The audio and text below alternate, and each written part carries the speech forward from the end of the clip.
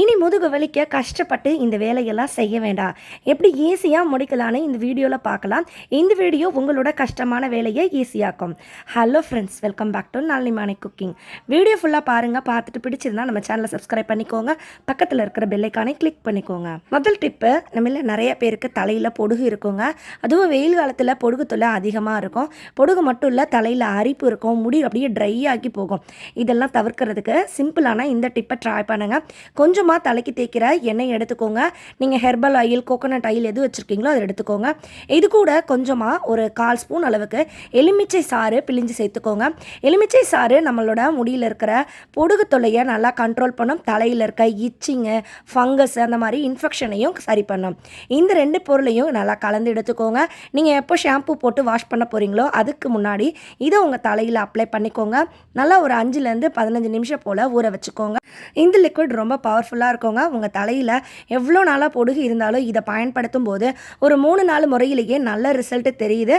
வாரம் 2 முறை தொடர்ந்து இதை பொடுகு, அரிப்பு, வறட்சி இதெல்லாம் சரியாகும். ட்ரை பண்ணி பாருங்கள். பிடிச்சிருந்தா வீடியோக்கு ஒரு லைக் கொடுங்க. அடுத்த டிப்பு, வெயில் காலம் வந்தாலே லேடிஸ்க்கு அளவுக்கு அதிகமான வேலைகள் இருக்குங்க. அப்படிப்பட்ட உங்களோட அளவுக்கு அதிகமான வேலையை இது போல் செய்யுங்க.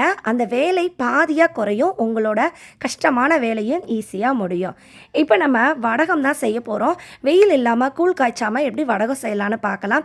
இது செய்கிறதுக்கு ஒரு மிக்ஸி ஜார் எடுத்துக்கோங்க. 1/4 ஸ்பூன் அளவுக்கு சீரகம், ஒரு வரமிளகாய், கொஞ்சமாக கருவேப்பிலை, கொத்தமல்லி இலைகள் சேர்த்துட்டு இது சும்மா இந்த மாதிரி ஒரு சுற்றி எடுத்துக்கோங்க. இப்போ இது ஒரு ஓரமாக இருக்கட்டும். நான் 1 கப் அளவுக்கு அரிசி மாவு எடுத்திருக்கேன். அந்த 1 கப் அரிசி மாவுக்கு 1/2 டம்ளரை விட கம்மியாக தண்ணி சேர்த்துக்கிறேன். இந்த தண்ணியை நல்லா அகலமான பாத்திரத்தில் சேர்த்துட்டு இதை அடுப்பில் வச்சுக்கோங்க. இது கூட டேஸ்ட்டுக்கு கொஞ்சமாக உப்பு, கொஞ்சமாக குக்கிங் ஆயிலும் சேர்த்துக்கோங்க. நம்ம அரைச்சி வச்சிருக்கிற அந்த விழுதையும் இதில் சேர்த்துக்கணும். ஜீரணத்துக்காக கொஞ்சம் பெருகாய பொடியும் சேர்த்துக்கோங்க. இப்போ இந்த தண்ணி நல்லா கொதிக்கணுங்க. தண்ணி கொதிக்க ஆரம்பித்த உடனே அடுப்பு ஆஃப் பண்ணிடுங்க. நம்ம எடுத்து வச்சிருக்கிற அரிசி மாவை இதில் கலந்து கொடுங்க. இந்த தண்ணி ஃபுல்லாக இந்த மாவு நல்லா உறிஞ்சிக்கணும். அது போல் கலந்து கொடுங்க. கலந்து கொடுத்துட்டு இதை ஒரு தட்டு போட்டு மூடி வைங்க. நல்லா ஆறுனதுக்கப்புறம் இதை நீங்கள் பிசைஞ்சு எடுத்துக்கலாம். தேவைப்பட்ட எக்ஸ்ட்ரா கூட நீங்கள் கொஞ்சம் தண்ணி தெளித்து இது நல்லா சப்பாத்தி மாவு பதத்துக்கு பிசைஞ்சு வச்சுக்கோங்க. இப்போ நமக்கு வீட்டில் இருக்கிற கேரட் துருவல், இந்த இஞ்சி துருவது எது இருந்தாலும் எடுத்துக்கோங்க. இந்த மாவை இது மாதிரி துருவி எடுத்துக்கோங்க. நீங்கள் அடியில் இடியாப்ப தட்டு இல்லைனா இட்லி தட்டு எதுனாலும் வைக்கலாம். அதில் இந்த மாதிரி மாவை நல்லா துருவி கொடுங்க. இது நல்லா பூவாக துருவ வருங்க. பொதுவாக வடகம்லாம் செய்யணும்னா நம்ம கூழ் காய்ச்சணும். அதை நீங்கள் உரலில் போட்டு கஷ்டப்பட்டு கை வலிக்க பிழியணும். அந்த மாதிரிலாம் செய்யாமல் இது போல் கூட ரொம்ப சுலபமாக செஞ்சுக்கலாம்.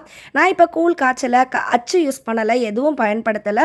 இப்போ நம்ம இதை ஆவியில் வேக வச்சு எடுத்தால் போதும். ஒரு 2லேருந்து 3 நிமிஷம் விட்டாலே போதுங்க. இது உடனே வெந்துடும். இதே மாதிரி நீங்கள் எவ்வளோ மாவு செஞ்சாலும் ரொம்ப சுலபமாக செஞ்சிடலாம். இது செய்கிறதுக்கு ரொம்ப கம்மியான டைம் தான் ஆகும். அதே மாதிரி இந்த வெந்த மாவுகளை நீங்கள் வெயிலில் காய வைக்கணும்னு அவசியம் இல்லை. வெந்த இந்த மாவை நீங்கள் ஒரு தட்டில் எடுத்து கொட்டி வச்சுக்கோங்க. இதை ஒரு ஃபேன் காற்று கீழே வச்சாலே போதும். ஒரு நைட்டு ஃபுல்லாக விட்டாலே நல்லா காஞ்சு போய் வடகம் நமக்கு ரெடி ஆகிடும். சட்டுன்னு காய வைக்கணும் அப்படின்னா ஃப்ரிட்ஜில் இது மாதிரி மில்க் ட்ரே இருக்கும். அதில் கொஞ்சம் நேரம் வைங்க. வச்சுட்டு இதுக்கப்புறம் மறுபடியும் ஃபேன் காற்று கீழே வச்சிங்கன்னா ஒரு அரை நாள்லேயே ரெடி ஆகிடும். இனி வடகம் செய்யணும்னா வெயில் காலம் வரையும் வெயிட் பண்ணணும்னு அவசியம் இல்லை.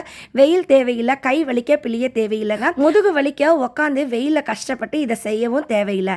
இந்த மாதிரி வடகம் செஞ்சு பாருங்கள். உங்களோட வேலை கண்டிப்பாக பாதியாக குறையும். எப்போ உங்களுக்கு தேவையோ அப்போல்லாம் இதை நீங்கள் டக்குன்னு ரெடி பண்ணலாம். இது சாப்பாட்டுக்கு மட்டும் இல்லைங்க, குழந்தைங்களுக்கு ஒரு ஸ்நாக்ஸாகவும் நம்ம கேட்கும் போதெல்லாம் கொடுக்கலாம். இந்த ஐடியாவை ட்ரை பண்ணி பாருங்கள், ரொம்ப யூஸ்ஃபுல்லாக இருக்கும். அடுத்த டிப் என்னன்னு பார்க்கலாம். நம்ம வீட்டில் புடவையெல்லாம் பீரோவில் வச்சுருப்போம். அப்படி நம்ம ரொம்ப நாள் யூஸ் பண்ணாத புடவையை எடுக்கும்போது அதில் ஒரு விதமான கெட்ட வாடை வருங்க. ஒரு மாதிரி ஈர ஸ்மெல் மாதிரி அடிக்கும். அதுபோல் பட்டு புடவையாக இருக்கலாம், பீரோவில் இருக்க துணிகளில் இந்த மாதிரி கெட்ட வாடை வராமல் இருக்க ஒரு ஐடியா பார்க்கலாங்க. எப்போல்லாம் நம்ம இந்த ட்ரெஸ்ஸை யூஸ் பண்ணிவிட்டு மடித்து வைப்போமோ அப்போது இதில் கொஞ்சமாக முகத்துக்கு பூசுகிற பவுடரை தூவிக்கோங்க. இந்த பவுடர் தூவிட்டு ஒரு காட்டன் துணி வச்சு இந்த பவுடரை அந்த துணி ஃபுல்லாக பரப்பி விட்டுருங்க. இந்த மாதிரி செய்கிறதுனால இந்த துணியில் நல்ல ஒரு வாசனை இருக்கும். பொதுவாக பீரோவில் துணிகளுக்கு நடுவில் நாப்தலின் பால்லாம் போடுவோம். இப்போல்லாம் நாப்தலின் பால் நிறைய பேர் பயன்படுத்துறது இல்லை. அந்த மாதிரி நாப்தலின் பாலுக்கு பதிலாக நீங்கள் டால்கம் பவுடர் யூஸ் பண்ணலாங்க. இது போல் துணிகளில் பவுடர் பூசிட்டு நீங்கள் மடித்து வச்சு பாருங்கள். இந்த துணியில் பவுடர் பூசின உடனே நல்லா உதறி கொடுங்க. இப்போ இதை நீங்கள் பீரோவில் வச்சிங்கன்னா 6 மாதம் 1 வருஷம் கழித்து எடுத்தாலும் இதில் பவுடரோட வாசனை தான் வரும். துணிகளில் ஈர வாடை ஈரத்தன்மையும் இருக்காது. சில நேரம் பாத்திரம் தேய்க்கிற சிங்க் ஏரியாவில் இந்த மாதிரி தண்ணி வெளியில் போகாது. சிங்க் சில நேரம் பிளாக் ஆகிடும். சில நேரம் இந்த தண்ணி ரொம்ப ஸ்லோவாக வெளியில் போகும். அந்த மாதிரி டைமில் பிளம்பரெல்லாம் கூப்பிடாம இந்த மாதிரி ஸ்ப்ரே பாட்டிலில் இருக்க அந்த ஸ்ப்ரே பண்ணுற பைப் எடுத்துக்கோங்க. அதை யூஸ் பண்ணி நல்லா ப்ரெஸ் பண்ணி விடுங்க. இது போல் ப்ரெஸ் பண்ணும்போது உள்ள ஒரு விதமான ப்ரெஷர் உருவாகும். இதனால உள்ள பைப் லைனில் அடைச்சிருக்க அந்த அழுக்குகள் கழிவுகள் எல்லாமே நமக்கு கிளியர் ஆகும். தண்ணியும் நமக்கு ரொம்ப சுலபமாக வெளியில் போயிடும். சிங்க் பிளாக் ஆகிடுச்சுன்னா இது போல் ஒரு முறை ட்ரை பண்ணி பாருங்கள். அடுத்தது ஒரு வெள்ளரிக்காய் எடுத்திருக்கேன். இந்த வெள்ளரிக்காயை நல்லா வாஷ் பண்ணிவிட்டு தோல் சீவி எடுத்துக்கோங்க. தோல் சீவின இந்த வெள்ளரிக்காயில் ஒரு பாதி வெள்ளரிக்காய் தான் பயன்படுத்த போகிறோம். இந்த பாதி வெள்ளரிக்காயை நல்லா இது மாதிரி இஞ்சி துருவுறதுல கேரட் துருவுறதுல துருவி எடுத்துக்கோங்க. இது எதுக்காக துருவுறோன்னா நம்ம வெள்ளரிக்காய் சாரதை தனியாக எடுக்க போகிறோம். அதுக்காக தான் இந்த மாதிரி துருவி எடுத்துருக்கோம். இந்த வெள்ளரிக்காய் சாறில் நிறைய சத்து இருக்குங்க. இது நம்ம சாப்பிடும்போது நம்ம உடம்புக்கு நல்லா குளிர்ச்சி தரும். அதே போல் இந்த வெள்ளரிக்காய் சாறை இது மாதிரி பயன்படுத்தும் போது ஸ்கின்ல இருக்க பலவிதமான பிரச்சனைகள் சரியாகும். குறிப்பாக வெயில் காலத்தில் நம்மளோட ஸ்கின் சீக்கிரமாக வறண்டு போயிடும், ட்ரை ஆகும், சன்டேன்லாம் வரும். இதுக்குன்னு சன்ஸ்க்ரீனு அது இதுன்னெலாம் போடுவாங்க. அப்படிலாம் எதுவும் தேவையில்லைங்க. இது மாதிரி செய்யுங்க. 2 ஸ்பூன் அளவுக்கு தயிர் எடுத்துக்கோங்க. இது கூட நம்ம எடுத்து வச்சிருக்க வெள்ளரிக்காய் ஜூஸையும் சேர்த்துக்கலாம். இந்த வெள்ளரிக்காய் ஜூஸும் இந்த தயிரும் சேரும்போது நம்ம ஸ்கின்னை வெயிலிருந்து நல்லா பாதுகாக்குங்க. இது கூட தேவைப்பட்டால் நீங்கள் கொஞ்சம் மஞ்சத்தூளும் சேர்த்துக்கலாம். இந்த மாதிரி நீங்கள் இந்த கலவையை முகத்தில் பூசும்போது வெயில் காலத்தில் வரக்கூடிய வறட்சி, சன்டான், முகம் டல்லாக இருக்கிறது இந்த மாதிரி பிரச்சனைகள்லாம் இருக்காது. நிறைய பேருக்கு வெயில் காலத்தில் உடம்பு ஹீட்னால அதிகமாக பிம்பிள்ஸ் வரும். அப்படிப்பட்டவங்க கூட இதை நீங்கள் ட்ரை பண்ணலாம். காலை ஒரு முறை, நைட்டு ஒரு முறைன்னு இதை தொடர்ந்து செய்யுங்க. சோப்புக்கு பதிலாக, ஃபேஸ் வாஷ்க்கு பதிலாக இந்த மாதிரி இயற்கையான பொருட்கள் பயன்படுத்துங்க. இது உங்களோட ஸ்கின்னுக்கு நல்ல ஒரு க்ளோவையும் முகத்தில் ஒரு ஃப்ரெஷ்னஸையும் நம்ம ஸ்கின் எப்பயும் ஹெல்த்தியாக இருக்கிறதுக்கும் ரொம்ப ஹெல்ப் பண்ணுங்க. இது நீங்கள் நைட்டில் தூங்க போகிறதுக்கு முன்னாடி உங்கள் கண்களை சுற்றி கருவளையம் இருக்குன்னா அந்த இடத்துலையும் அப்ளை பண்ணலாங்க. இதை அப்ளை பண்ணிவிட்டு நீங்கள் தண்ணியில் வாஷ் பண்ணணுங்கிற அவசியம் இல்லை, அப்படியே தூங்க போகலாம். இந்த வெள்ளரிக்காயோட குளிர்ச்சி, தயிரோட குளிர்ச்சி இதெல்லாம் சேரும்போது கருவளையமும் சரியாகும். இந்த ஐடியா ட்ரை பண்ணி பாருங்கள். இந்த ஐடியா பிடிச்சிருந்ததுன்னா வீடியோவை உங்கள் ஃப்ரெண்ட் அண்ட் ரிலேட்டிவ் கூடயும் ஷேர் பண்ணிக்கோங்க. நம்ம வீட்டில் பொட்டு கவர் வச்சுருப்போங்க. பொட்டு கவர் காலியாகி அந்த பொட்டுலாம் பயன்படுத்திட்டோன்னா இந்த பொட்டு கவரை தூக்கி போடாதீங்க. இதை சுற்றி இந்த மாதிரி ஸ்டாப்லர் பின் பண்ணிக்கோங்க. இந்த பொட்டு கவரில் ஒரு சைடு க்ளோஸ்டாக இருக்கும். மீதி இருக்கிற 3 சைடில் 2 சைடு மட்டும் ஸ்டாப்லர் பின் பண்ணிக்கோங்க. ஒரு சைடை ஓப்பனாக விட்டுக்கோங்க. இப்போ இது குட்டியாக ஒரு பேக்கெட் மாதிரி இருக்கும். இது எதுக்காகனா நம்மளோட இம்பார்ட்டண்ட்டான கார்ட்ஸ் எல்லாம் இதில் வச்சுக்கலாங்க. இது பர்ஸில், ஹேண்ட்பேக்கில் வச்சு எடுத்துகிட்டு போகிறதுக்கு ரொம்ப சேஃபாக இருக்கும்.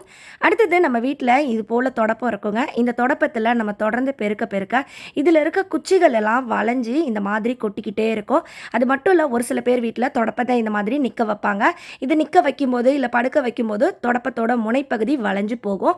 அப்படிலாம் அந்த துடைப்பத்தோட அந்த குச்சிகள் வளைஞ்சு போகாமல், பிஞ்சு போகாமல் இருக்க நம்ம வீட்டில் வேஸ்ட்டாக இருக்கிற இந்த மாதிரி வளைஞ்சு போன வளையல் இருந்தால் எடுத்துக்கோங்க. உங்ககிட்ட பழைய வளையல், நீங்கள் பயன்படுத்த முடியாத வளையல் எது இருந்தாலும் அதை இந்த தொடப்பத்துக்குள்ளே இது போல் மாட்டி விடுங்க. தொடப்பத்தில் பயன்படுத்த முடியாத வளையல் மாட்டும் போது இந்த தொடப்ப குச்சிகள் வளைஞ்சு போகாது.